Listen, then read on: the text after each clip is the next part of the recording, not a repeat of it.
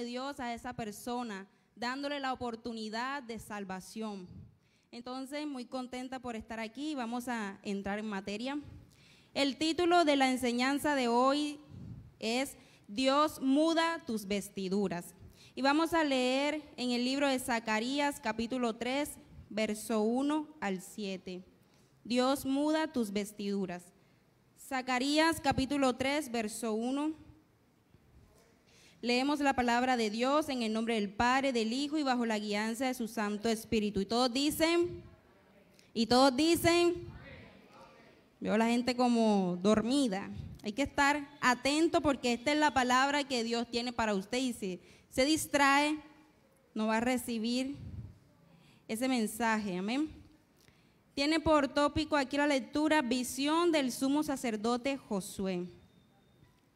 Me mostró al sumo sacerdote Josué, el cual estaba delante del ángel de Jehová, y Satanás estaba a su mano derecha para acusarle. Y dijo Jehová a Satanás, Jehová te reprenda, oh Satanás, Jehová que ha escogido a Jerusalén te reprenda. ¿No es este un tizón arrebatado del incendio? Y Josué estaba vestido de vestiduras viles y estaba delante del ángel. Y habló el ángel y mandó a los que estaban delante de él, diciendo, quitadle esas vestiduras viles. Y a él le dijo, mira que he quitado de ti tu pecado, y te he hecho vestir de ropas de gala. Después dijo, pongan mitra limpia sobre su cabeza. Y pusieron una mitra limpia sobre su cabeza y le vistieron las ropas. Y el ángel de Jehová estaba en pie. Y el ángel de Jehová amonestó a Josué diciendo, así dice Jehová de los ejércitos, si anduvieres por mis caminos y si guardares mi ordenanza, también tú gobernarás mi casa, también guardarás mis atrios, y entre estos que aquí están, te daré lugar. Amén. Como les dije, el título es Dios muda tus vestiduras. Pero antes de entrar al tema y de explicar el pasaje que acabamos de leer, me gustaría darle un poco de contexto o de historia de qué estaba sucediendo en el pueblo de Dios en Israel cuando Dios le da esta visión al profeta Zacarías. Sabemos de que Dios sacó a Israel de Egipto, pasó por el desierto. Aún la hermana al principio leía de que Dios amonestaba a su pueblo para que no se olvidaran de él. Y luego que le da la tierra prometida, que vienen los reyes y gobiernan, muchos se apartaron, muchos fueron tras los ídolos. Esa amonestación que Dios le daba en Deuteronomio de que no se olvidaran de él se cumplió. Ellos se olvidaron. Ellos veían de pronto las demás naciones que adoraban a un palo, ellos copiaban eso y también buscaban su palo, a una piedra. Adoraban al sol, a las estrellas, a la luna. Y dejaban de lado a Dios. Y era tanta la misericordia de Dios extendida hacia ellos, pero una y otra vez ellos insistían en alejarse de Dios. Y por eso llega un momento, el límite en que el Señor dice, ya tengo que castigarte. Y el Señor envió su castigo al pueblo de Dios, al pueblo de Israel. Y envía a Nabucodonosor, rey de Babilonia, a invadir a Judá. Y usted sabe que cuando un rey, un ejército invadía una nación, un pueblo, lo que hacía era destruirla por completo. Robaba el botín, los tesoros, la casa de Dios, el templo que Salomón había construido. Era un templo que estaba todo cubierto de oro, todos los utensilios para hacer sacrificio, un tazón, una cuchara, un cuchillo, todo era de oro, de plata. Todos esos tesoros fueron llevados a Babilonia. Todo el pueblo fue llevado cautivo como esclavo a Babilonia. Solamente dejaban a los pobres, a los enfermos. Muchos huyeron a otras naciones, a otras tierras. Pero todos habían sido llevados cautivos. El templo de Dios había sido quemado, destruido. Las murallas que rodeaban Jerusalén habían sido destruidas, las puertas quemadas. Pero el Señor, en medio del castigo, siempre mete su mano en misericordia. En medio de la reprensión, el Señor siempre arma un plan de liberación, de restauración. Y el Señor levanta al rey Ciro, un rey de Persia que gobierna Babilonia. Un hombre que no conocía de Dios, pero el Señor despierta su corazón y pone en su corazón el deseo de reconstruir el templo de Dios en Jerusalén. Un hombre que no conocía de Dios y el Señor pone en él el deseo para que en Jerusalén nuevamente se reconstruya ese templo. Y él da la orden, el decreto de que todos los judíos que estaban en Babilonia y aún todos los que se habían ido a otras tierras volvieran a su pueblo, volvieran a su casa para edificar el templo de Jehová. Es allí donde aparece, usted lo puede leer en el libro de Esdras, aparece Zorobabel, aparece el mismo Josué, que es el que acabamos de leer. Pero se levantan los opositores y esa obra es detenida. Luego aparece el rey Artajerjes, aquel que le da la orden a Nehemías, el permiso, y además le da materiales de que vaya a Jerusalén y reconstruya los muros, porque Jerusalén tenía murallas, muros alrededor de esa ciudad, y todos esos muros habían quedado en escombro y sus puertas quemadas, y Nehemías sintió tanto dolor por eso que el rey pues le dio acceso, permiso para que fuera a reconstruir. Pero siempre se van a levantar los opositores. En cada cosa que siempre emprendemos o hacemos, siempre va a haber alguien que se va a levantar a oponerse. Y cuando son cosas de Dios, del reino de Dios, aún más el enemigo se levanta para oponerse. Pero dice de que unos opositores mandaron carta al nuevo rey, ahora es el rey Darío. Imagínate, 3 reinos, y durante esos 3 reinos el templo de Jehová aún seguía destruido, aún seguía varado. Y le dice, mira, hay unas personas aquí que quieren reconstruir otra vez Jerusalén. ¿Quién le dio permiso, autoridad? Y él busca en los archivos reales y ve la orden del rey anterior, del rey Ciro, y dice, sí, aquí está, déjenlo que ellos reconstruyan el templo. Y levanta el Señor el profeta Ageo, eso lo puede ver esa historia en el libro de Ageo, donde el Señor despierta o le manda una amonestación a Zorobabel, que era el que se convirtió en el gobernador de Judá, y le da una amonestación a Josué, que se convirtió en el sumo sacerdote, que es el personaje que acabamos de leer. Le da una amonestación para que se despierten y reconstruyan el templo, porque ellos que habían venido de Babilonia, los exiliados, los judíos que habían venido, habían preferido reconstruir sus propias casas, decorar sus casas, y decían, no, todavía no es tiempo de construir el templo de Dios. Una muestra de cómo era o cómo estaba la relación de ellos con el Señor. El templo abandonado y ellos reconstruyendo sus casas. Y el Señor mandaba escasez para que ellos se dieran de cuenta, pero yo aún no captaba, y por eso el Señor manda al profeta Ageo con esta amonestación. Y también levanta al profeta Zacarías, que es el libro que acabamos de leer, en todo eso en ese tiempo, para amonestar a los cautivos, porque el pueblo se había contaminado, el pueblo venía con las costumbres paganas de Babilonia. Como estaban contaminados, como había impureza en el pueblo, impurezas religiosas, morales, ellos preferían mejor dejar el templo destruido, desolado, a que construirlo. Y por eso el Señor es que envía y le da esta visión a Zacarías. ¿Y qué leímos? De que ve al sumo sacerdote Josué en visión. Y es el mismo Señor quien le da esta visión a Zacarías. Y dice el verso 1, me mostró al sumo sacerdote Josué, el cual estaba delante del ángel de Jehová, y Satanás estaba a su mano derecha para acusarle. Josué estaba delante del ángel de Jehová. Este ángel de Jehová hace referencia al mismo Jesús, al mismo Señor. Y a la mano derecha estaba Satanás para acusarle. ¿Para acusar a quién? A Josué. Y sabemos que las obras perversas de Satanás, entre ellas está tentarnos, incitarnos al pecado, traer enfermedades, está calumniarnos. Pero entre una de las obras perversas de Satanás es oponerse a lo justo, es acusarnos. Y así Satanás es nuestro acusador, y así como para hacer un poco de similitud, así como en nuestra legislación el ente acusador es la fiscalía, los cuales ellos siempre se van a encargar de buscar esos elementos, material probatorio, esa evidencia física para demostrar que esa persona es el responsable, que esa persona es la que cometió tal delito, hacer todo lo posible para hacerle creer al juez o demostrarle al juez de que esa persona es la culpable. La fiscalía es la que acusa, la que imputa los cargos, y el abogado está para defender, para desvirtuar esas pruebas y para comprobar la inocencia de esa persona. Asimismo, en el ámbito espiritual se ve eso. Satanás es como si fuera el fiscal, aquel que va a acusar, aquel que nos va a acusar ante Dios. Él es nuestro opositor.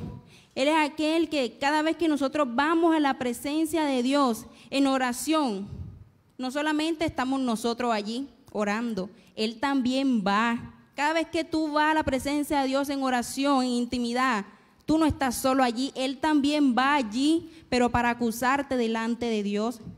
Y eso me recordaba al libro de Job. Usted lo puede leer en el capítulo 1, verso 6, que dice de que los hijos de Dios se presentaban delante de Él y entre ellos iba Satanás. Él se presenta allí, pero con la intención de acusarnos, porque Él siempre está en nuestra contra. Pero usted se preguntará, bueno, ¿y cómo me acusa Él? Bueno, una de las formas en cómo Satanás nos acusa es cuando usted va en oración o está orando y Él le dice, mire, quien te ve orando y mira lo que hiciste, quien te ve orando y mira el pecado que has cometido, quien te ve sirviendo al Señor y mira los problemas que hay en tu casa, quien te ve allí cantando y no le hablas a tal persona, quien te ve allí predicando de la palabra de Dios y odias a tal persona. Todas esas palabras que Él nos dice es una forma de acusación. Cuando Él nos dice, ¿tú crees que Dios te va a escuchar? ¿Tú crees que Él te va a perdonar si tú pecaste, si tú has hecho tantas cosas malas? ¿Crees que vas a recibir perdón de Él? Él no te escucha, Él no te va a perdonar. Tú no eres apto. Todas esas son formas de que Satanás nos acusa ante el Padre, pero también nos acusa cuando le dice al Señor, mira, ve, ese no es tu siervo, ese no es aquel que predica y mira lo que está haciendo a escondida, mira lo que está haciendo en secreto. Él cree que nadie lo está viendo. Todas esas palabras, Él le dice a Dios acusándonos, pero cuando Satanás acusa, Cristo intercede. Cuando Satanás nos acusa, Cristo intercede por nosotros.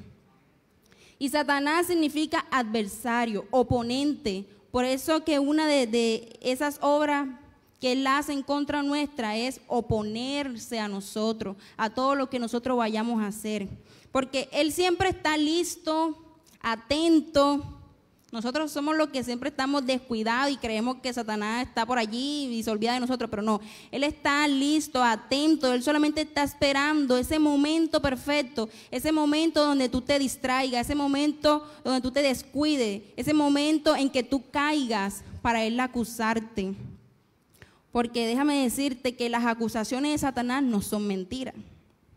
Las acusaciones de Satanás son verdaderas. Todo lo que Satanás nos dice o nos acusa son verdad. Porque si sus acusaciones fueran mentiras, no nos afectarían.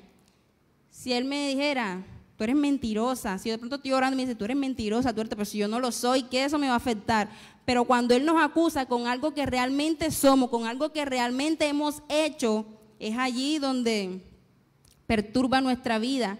Satanás nos va a acusar con cosas verdaderas, pero el Señor siempre dice, no importa. A las acusaciones de Satanás el Señor siempre dice, no importa, yo lo amo. Si falló, yo lo levanto. Si es débil en esta situación, yo me voy a fortalecer en Él. Si Él está débil, si Él está caído, yo lo levanto, yo lo sostengo. Si falló, yo lo perdono. Ese es el poder y el amor de Dios para con nosotros, amén. Que no importando todo lo que hayamos hecho, dice que en su palabra de que el amor de Dios sepulta, cubre la multitud de nuestras faltas. O sea, la palabra multitud, imagínense, algo enorme, cantidad. Y todos nuestros errores el Señor los sepulta, los cubre con su manto de amor. Porque ese es nuestro Jesús quien nos va a defender siempre. Porque dice que si hemos pecado, si hemos fallado, abogado tenemos para con el Padre. ¿A quién tenemos como abogado? A Jesucristo el justo. Y aún con nuestros errores y con nuestros defectos, el mismo Padre no nos ve de esa manera. No nos ve impuro, no nos ve sucio, sino que el Padre nos ve limpio, nos ve puro, nos ve santo, porque nos ve a través de su Hijo amado. Y su Hijo amado, no hay tacha alguna en él, sino que es puro.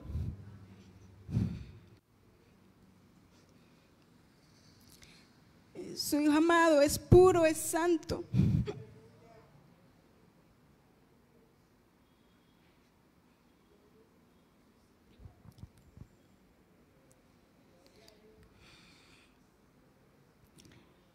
Así que no importando las acusaciones de Satanás, ten presente que tienes un Padre que te ama, que tienes a un abogado que puedes ir a todo momento y que es gratis, porque ese acceso, esa gratitud te la dio en la cruz del Calvario, amén. Vamos a seguir y vamos a leer en el verso 2 que dice: y dijo Jehová a Satanás: Jehová te reprenda, oh Satanás, Jehová que ha escogido a Jerusalén te reprenda. ¿No es este un tizón arrebatado del incendio? El mismo Señor reprendió a Satanás y lo humilló. Y le dice: ¿no es este un tizón arrebatado del incendio? Se estaba refiriendo a Josué como el escogido. Lo estaba humillando, diciéndolo: mira, te lo arrebaté. Y todos los que estamos aquí, que conocemos a Dios, que lo hemos aceptado en nuestro corazón, somos estos tizones que hemos sido arrebatados de la garra del enemigo y que hoy pertenecemos al reino de Cristo, al ejército de Cristo. ¿Usted no le alegra eso? Yo cuando estudiaba esto me alegraba, porque yo buscaba que era un tizón y era un pedazo de madera, algo que se está allí quemando, que puede hasta provocar un incendio y que si no lo saca rápido se puede consumir fácilmente. Y el Señor humilló a Satanás diciéndole esto. Y cada vez que un alma se arrepiente, que una persona acepta a Jesús en su corazón, eso es una humillación que el Señor le hace a Satanás, porque le está diciendo: mira, te lo estoy ganando, te lo quité, estaba en oscuridad, pero ahora lo he traído a mi luz. Hoy, cuando el Señor llegó a tu vida, allí el Señor humilló a Satanás y le dijo: ahora la hermana Luz Daria, ahora es mi hija, ya no te pertenece a ti. La hermana Mónica, ya no te pertenece a ti, Satanás, ahora es mi hija. La hermana Rocío y todo lo que estamos aquí, el Señor nos dice: tú has sido arrebatado para mí. Y yo me alegraba con esto, porque un tizón, un pedazo de madera, algo insignificante, pero en las manos de Dios somos hermosos, somos importantes. Y Él nos escogió para su santidad, Él nos escogió, nos apartó para Él.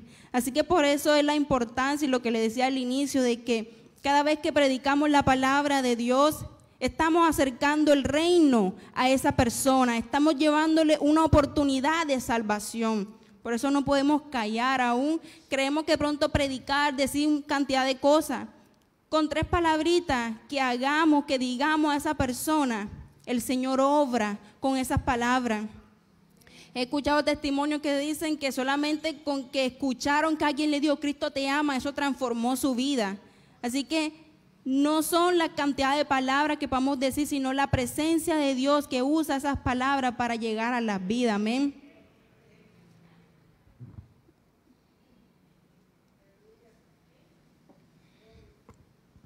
Y vamos a leer el verso 3, que aquí donde se pone buena la cosa.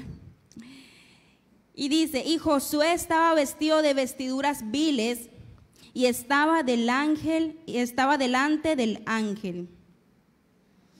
Vestiduras viles tenía Josué. Este sumo sacerdote tenía vestiduras viles. Y en el lenguaje hebreo, esta palabra vile da una expresión de algo que es inmundo, algo que es lo más repugnante.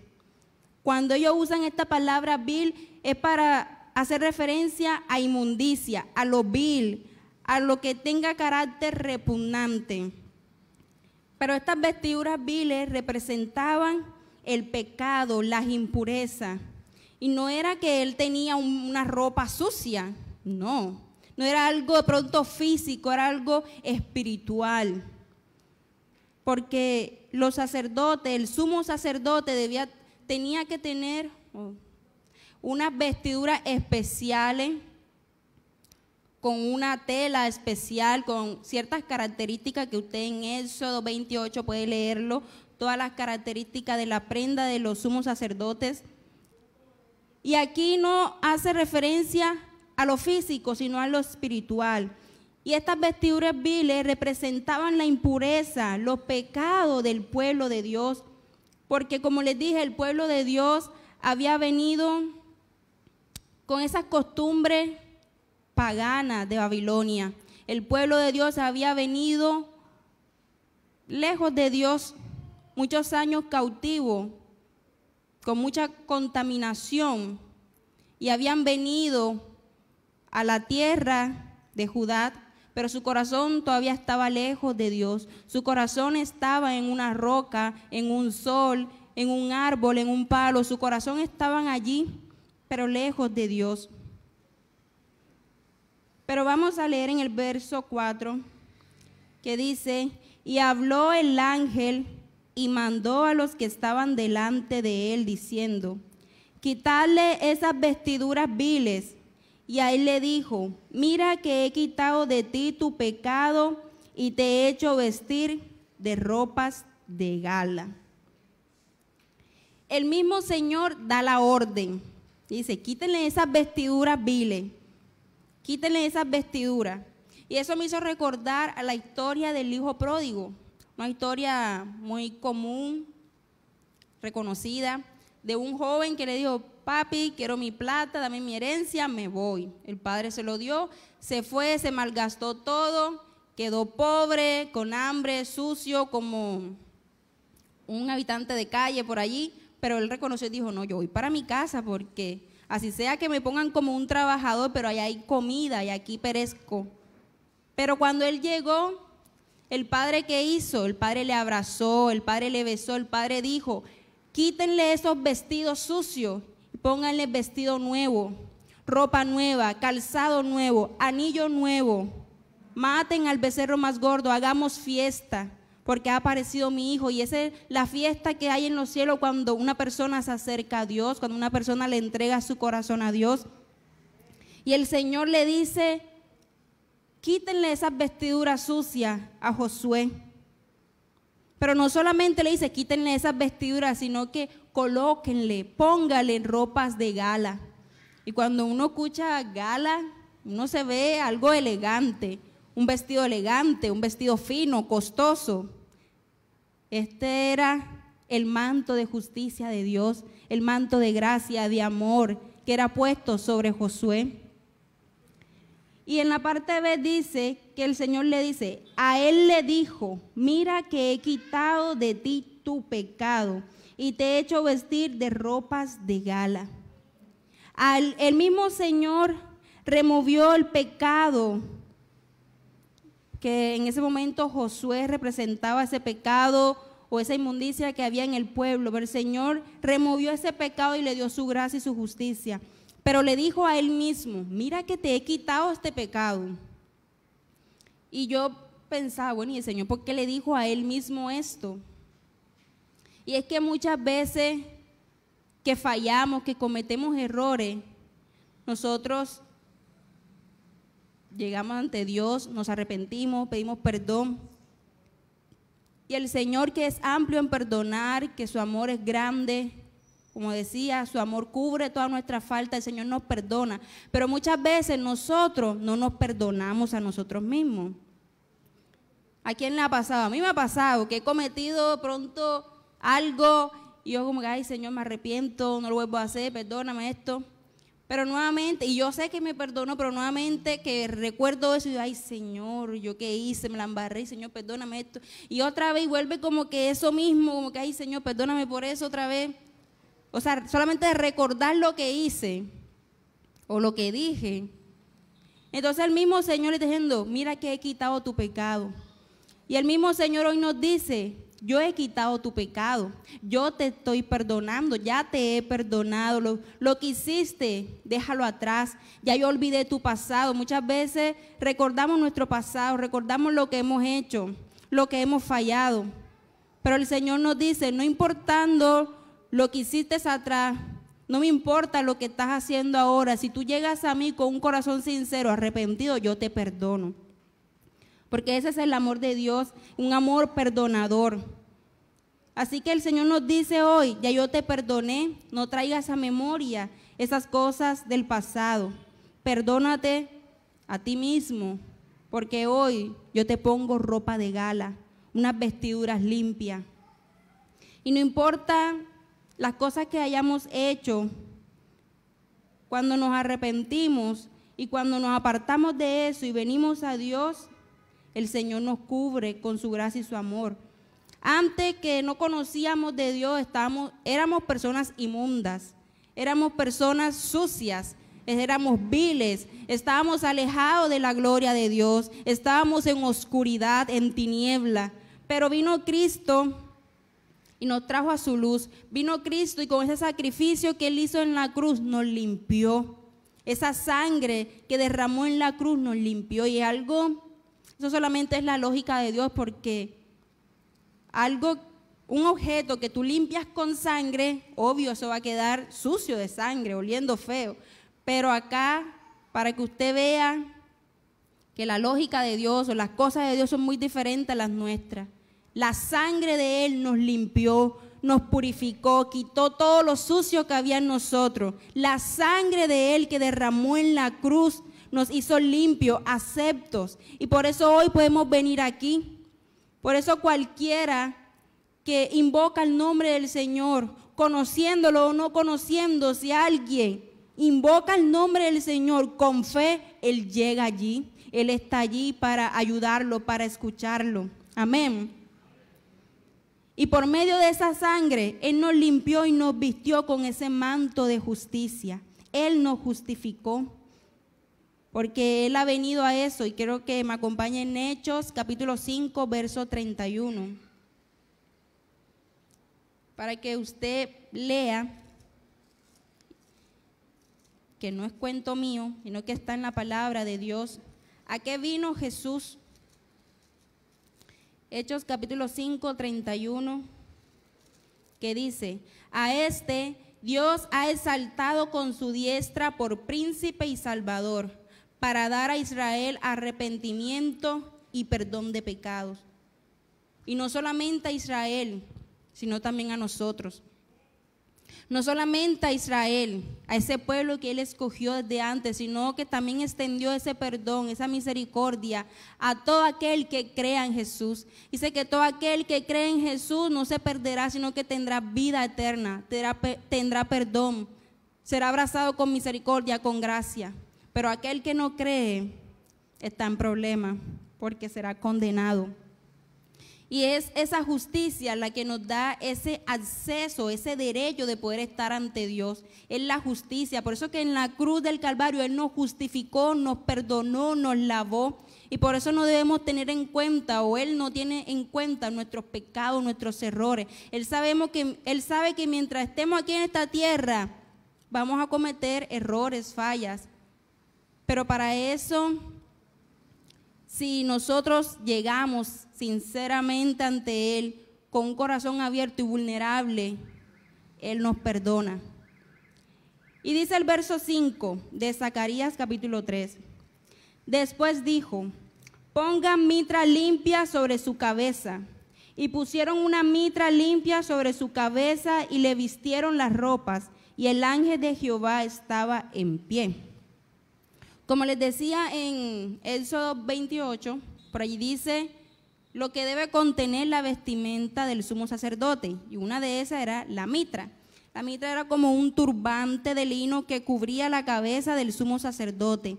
Era como esa diadema santa que significaba consagración a Dios. Y esa mitra en la parte de adelante tenía una placa de oro que decía santidad a Jehová.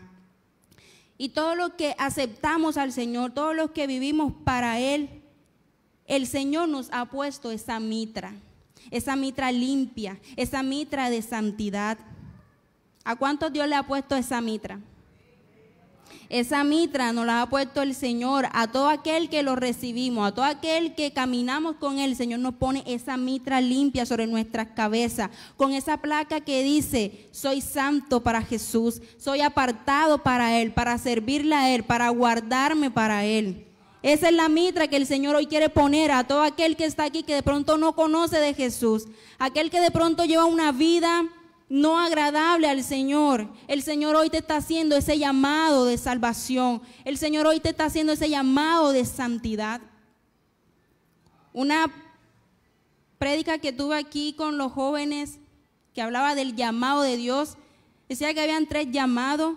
El llamado de salvación, que es cuando alguien te habla de Cristo y tú lo aceptas en tu corazón. Y el segundo llamado era el llamado de santidad. Cuando tú decides apartarte de lo malo, de todo lo que le desagrada a Dios por agradarlo a Él, por servirle a Él. Y bueno, el tercer llamado era el llamado del servicio.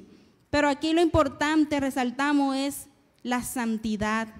Y hoy el Señor, Él siempre está dispuesto a ponernos esa mitra limpia sobre nuestras cabezas, a ponernos esa santidad, a arroparnos con su santidad, con su gracia, que su justicia sea siempre nuestro vestido. Y esta limpieza que el Señor hizo en Josué simbolizaba la limpieza del pueblo de Dios de sus pecados. Esto era algo como simbólico y estaba diciendo, aquí estoy removiendo el pecado de mi pueblo Israel. Mi pueblo me ha fallado, mi pueblo se ha ido tras los ídolos. Mi pueblo me tiene abandonado, me ha dado la espalda. Pero aquí estoy yo con mi misericordia, con mi plan de restauración, de liberación. Y hoy remuevo el pecado de ellos. Y hoy los aparto para mí, hoy los escojo una vez más para mí. Y hoy no importando tu pasado o lo que hayas hecho, lo que aún estés haciendo, que tú sabes que desagrada a Dios, hoy el Señor está aquí no para juzgar, porque el día que Él juzgará será en aquel final, cuando todos estaremos en ese tribunal de Cristo. Allí Él sí nos va a juzgar, pero mientras estemos aquí Él no nos juzga, al contrario. Como decía, Satanás acusa, pero Cristo intercede. Cristo sigue intercediendo por ti y por mí al Padre. Le dice, Padre, perdónalo. Así como intercedió por nosotros en la cruz, decía, Señor, perdónalos porque no saben lo que hacen. Cristo aún en la cruz intercedía por todos nosotros y aún sigue intercediendo por ti y por mí. Padre, falló. Padre, cayó. Padre, perdónalo. No tenga en cuenta este pecado, no tenga en cuenta esta falla, ayúdalo, levántalo. Ese es Cristo intercediendo por nosotros.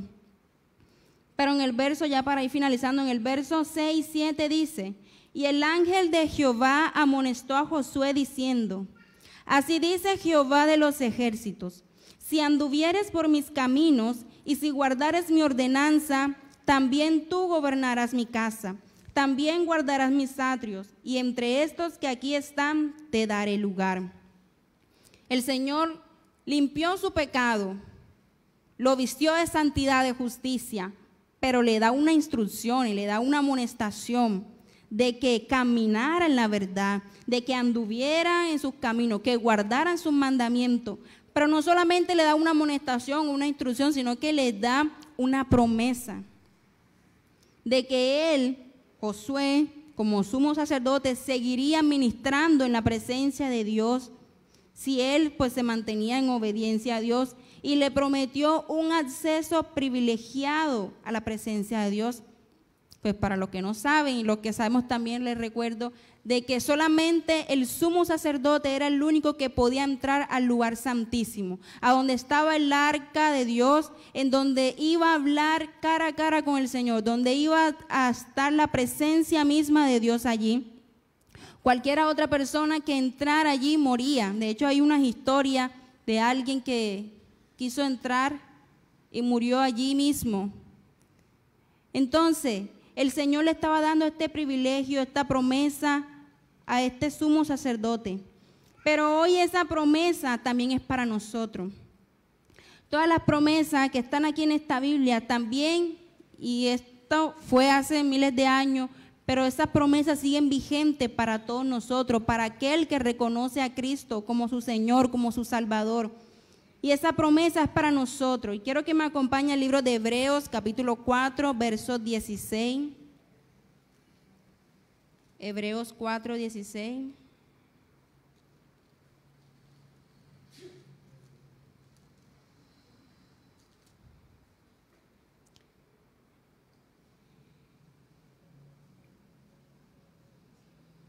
Pero vamos a leer desde el 14. Y miren el título que dice ahí: Jesús, el gran sumo sacerdote.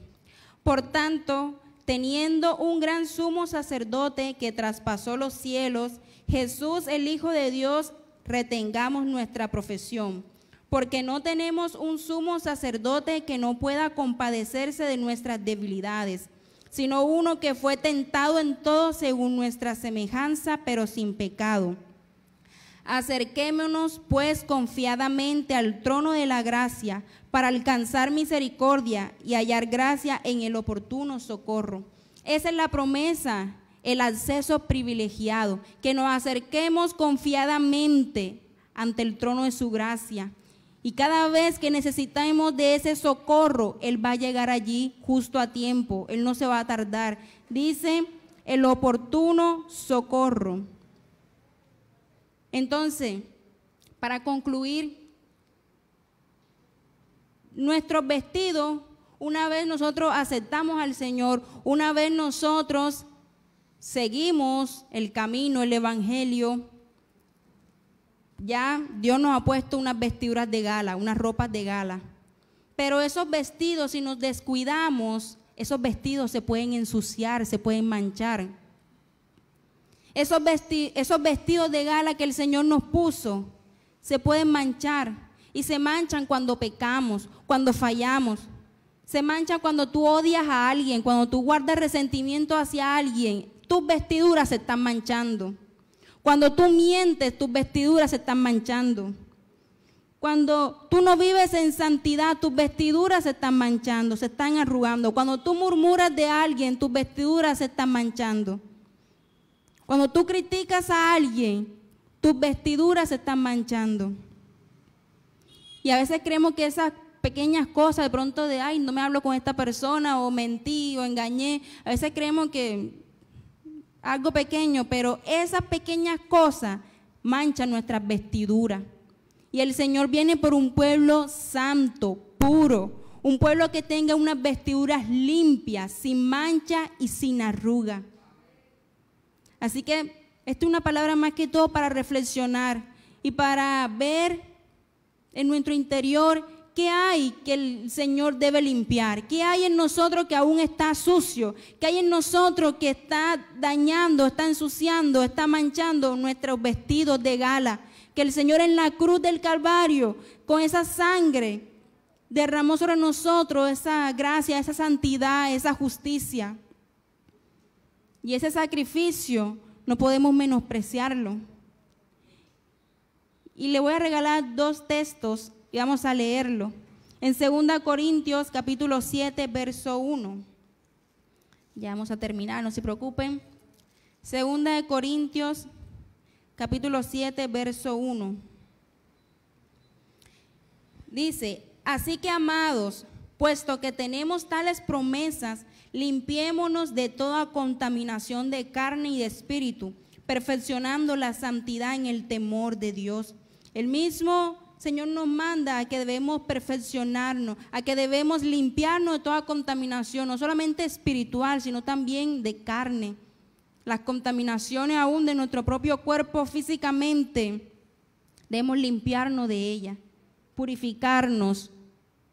Y 2 Timoteo 2:21, y con esto termino. 2 Timoteo 2:21, que dice: así que si alguno se limpia de estas cosas, será instrumento para honra, santificado, útil al Señor y dispuesto para toda buena obra. No importa si nuestros vestidos están sucios, no importa si hemos fallado, si hemos pecado, no importa cuáles son nuestros errores, qué tanto hemos hecho. Si venimos ante Dios y nos limpiamos, seremos esos instrumentos de oro, de honra. En la casa de Dios habían instrumentos de oro, de plata, de bronce, de barro, de hierro, habían de todo, pero unos eran para usos honrosos y otros eran para usos viles, para cosas no bonitas, no agradables. Pero el Señor dice: si estos instrumentos se limpian, serán santos y puros. Y hoy yo te invito a que te coloques sobre tus pies, porque hoy el Señor está aquí para limpiarte. Estamos en un mundo donde fácilmente podemos contaminarnos, y eso nadie lo puede ocultar. Mientras estemos aquí en esta tierra, y si nos descuidamos en la oración, en la búsqueda con el Señor, fácilmente nos contaminamos. Porque esta carne es fácil para contaminarse, esta carne es fácil para lo malo. Para algo bueno es difícil que acceda, que quiera, pero para cosas malas eso es, aprende rápido. Entonces allí donde estás, empieza a orar al Señor. Aquí está el Señor Jesús y su presencia, el Espíritu Santo, listo para perdonar.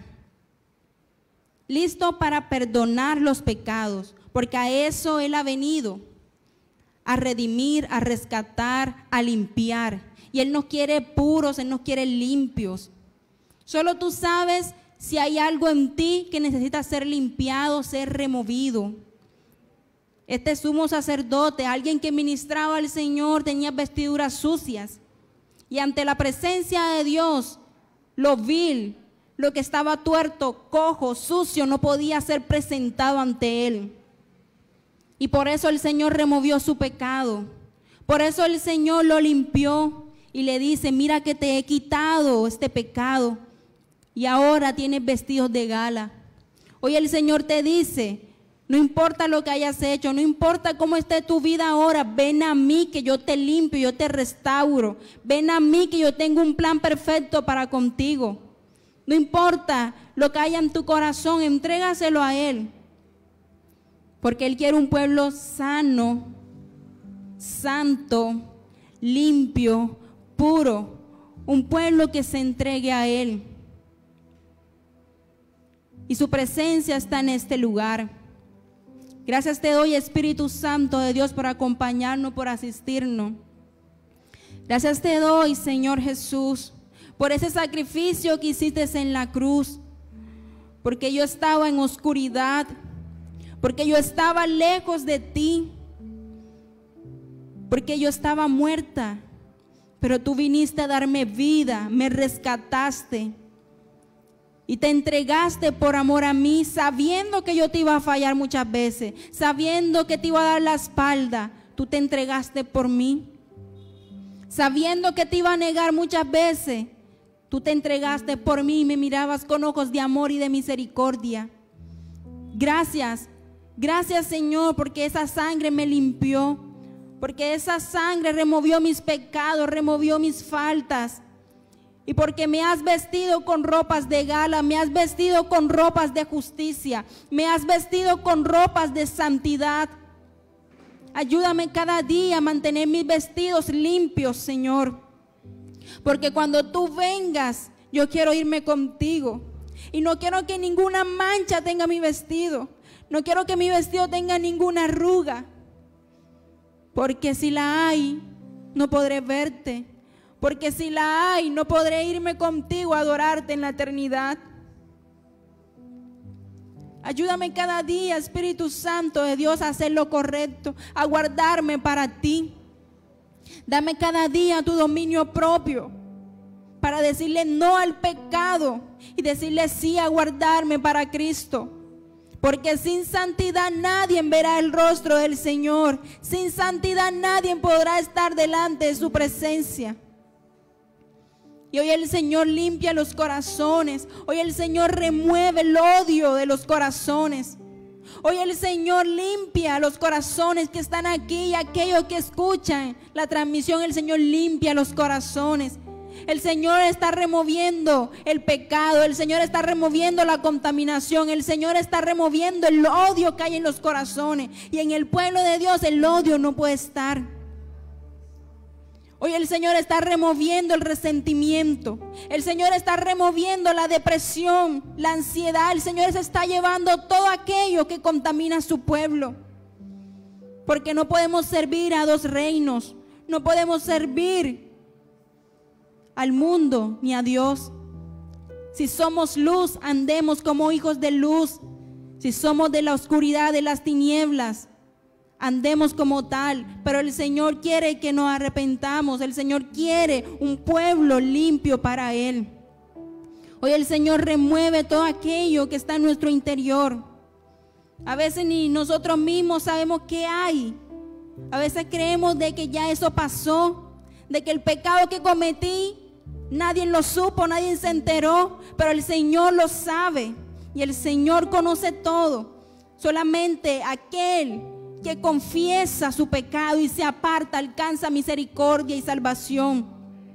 Solo aquel que confiesa su pecado, que reconoce su error, es aquel que Cristo viene y lo abraza y lo arropa con ese manto de justicia y te dice: fallaste, yo te perdono porque te amo. Yo te abrazo hoy y te levanto. Porque si 7 veces cae el justo, el Señor lo levanta, lo restaura. Porque ese es el amor de Cristo para con la humanidad. Ese es el amor inmenso de Cristo para con todo aquel que cree en Él. Hoy te damos gracias, amado Dios, por tu compañía. Gracias te doy por cada hermano que vino a este lugar.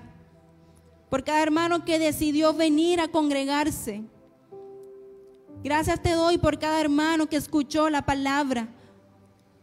Y yo oro por ellos, Señor, para que tú le ayudes en sus debilidades, para que tú les ayudes y les levante, para que tú le des nuevas fuerzas, para que tú le ayudes en esa debilidad que tiene, en eso que no lo deja avanzar, que lo estanca, en eso que lo hace retroceder. Hoy oro para que tú le fortalezcas, para que tú lo sostengas, para que tú lo levantes de esa oscuridad donde está. Hoy oro para que tu luz resplandezca a aquellos que no conocen de ti, aquellos que están en oscuridad, en opresión. Señor, libértalos, arrebátalos, Señor, como arrebataste nuestras vidas de la garra del enemigo. Arrebata a aquellos, Señor, que aún no conocen de ti, aquellos que están caminando en oscuridad, aquellos que van al mismo infierno. Arrebátalos para ti. Que tu palabra, que tu luz resplandezca sobre ellos, Señor, y que tú rompas las cadenas, porque solo tú tienes poder para hacerlo, Señor. Y hoy lanzamos esa palabra de liberación, amado Dios.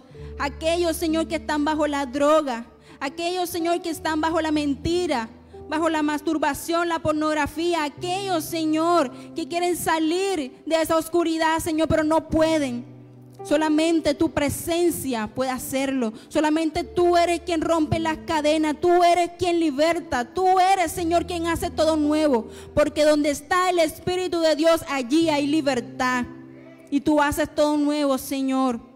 Y te doy gracias, amado Dios. Gracias, Padre. Gracias, Hijo. Y gracias, Espíritu Santo, por hablar a nuestra vida y ministrarnos, Señor. Y que esta palabra pueda ser atesorada en nuestro corazón, poniéndola por obra, Señor. Te amo, muchas gracias. Amén y amén.